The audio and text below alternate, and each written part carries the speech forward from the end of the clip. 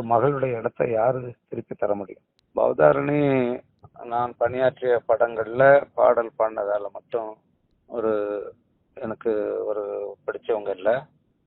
இளையராஜா இசைஞானி ஒரு குடும்பத்தினுடைய ஒரு உயிர் அவங்க, அந்த குடும்பத்தினுடைய மையம் அவங்க. அப்படி ஒரு மகள் அது. அந்த மகளுடைய இழப்பு வந்து பெரிய அதிர்ச்சியை எல்லாரும் மாதிரி எனக்கு கொடுத்துருக்கு. அதுலயே இருக்கேன், விடுபட முடியாம தான் இருக்கோம். எங்களுடைய குடும்பத்தினர் எல்லாருமே அதே மாதிரி தான் இருக்கோம். இது இப்ப நான் பேசக்கூடாதுன்னு தான் இருந்தேன், ஆனாலும் திரும்ப திரும்ப தொடர்ந்து வர்ற அழைப்புகள் மூலமா இதை வெளிப்படுத்த வேண்டிய இருக்கு. முதல்ல எனக்கு உதாரணம், நான் அந்த குழந்தை காலத்துல இருந்தே நான் பார்த்துக்கிட்டு தான் இருக்கேன். ஒரு சிறந்த மகள், சிறந்த பொண்ணு. எப்படி அதை சொல்லுது? அன்பு அன்பு அன்பு அன்பு. சிரிச்சுக்கிட்டே இருக்குவாங்க. சாப்பிட்டீங்களா என்ன ஏதுன்னு வீட்டுக்கு போனா அவ்வளோ அன்பா பார்த்துக்குவாங்க.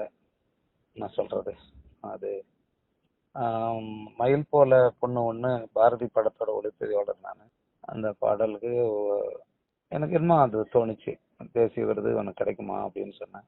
சிரிச்சாங்க சும்மா. அது அதே மாதிரி அமைஞ்சு போச்சு. அந்த பாடல்ல நீங்க கேளுங்க. அந்த படத்துல வந்து பாரதியினுடைய பாடல்கள் மட்டுமே வந்து பயன்படுத்தப்பட்டது, அவருடைய வரிகள். வெளியிலிருந்து இன்னொரு கவிஞர் எழுதினது, மூமேத்தா எழுதினாரு. அப்படி ஒரு பாடல் அது. அதுக்கு அவங்களுக்கு கிடைச்சது.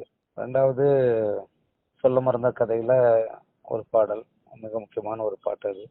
பிறகு அழகி படத்துல ஒளியிலே, இதெல்லாம் நினைவுகளை பகிர்ந்துக்கு தான். என்னங்க பாடல் பதிவாப்ப அதன் பிறகு நம்ம வரிகளை கொடுப்போம், அவங்க அதை ஆங்கிலத்துல எழுதிக்குவாங்க. ஆனா அதனுடைய உச்சரிப்பு எல்லாம் பாருங்க எப்படி. ஒரு ஒரு பாடகரா மட்டுமே நம்ம பார்க்க வேண்டியது இல்லை. ஒரு ஒரு தமிழ் குடும்பத்தினுடைய, தமிழ் கலாச்சாரத்தினுடைய ஒரு அன்பான ஒரு மகள். இதெல்லாம் சொல்ல முடியாதுங்க. ஒரு செய்தியோட இதெல்லாம் கடந்து போயிட முடியாது. செஞ்சானிக்கு எப்படி இந்த ஆறுதலை வந்து யாரு சொல்ல முடியும்?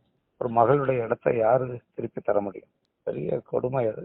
நிறைய நிறைய பேசணும், ஆனாலும் அந்த கட்டம் அதுக்கானது இல்லைங்க. அவங்க வந்து அமைதியான, அவங்களுக்கு ஒரு அந்த குடும்பத்துல மீண்டும் ஒரு ஒரு அமைதி நிலவணும். அதுதான் எனக்கு ஒரு அந்த துயரம் நிலவணும். அதுதான் என்னுடைய விருப்பம். மேற்கொண்டு எனக்கு ஒன்றும் சொல்ல தெரியலங்க.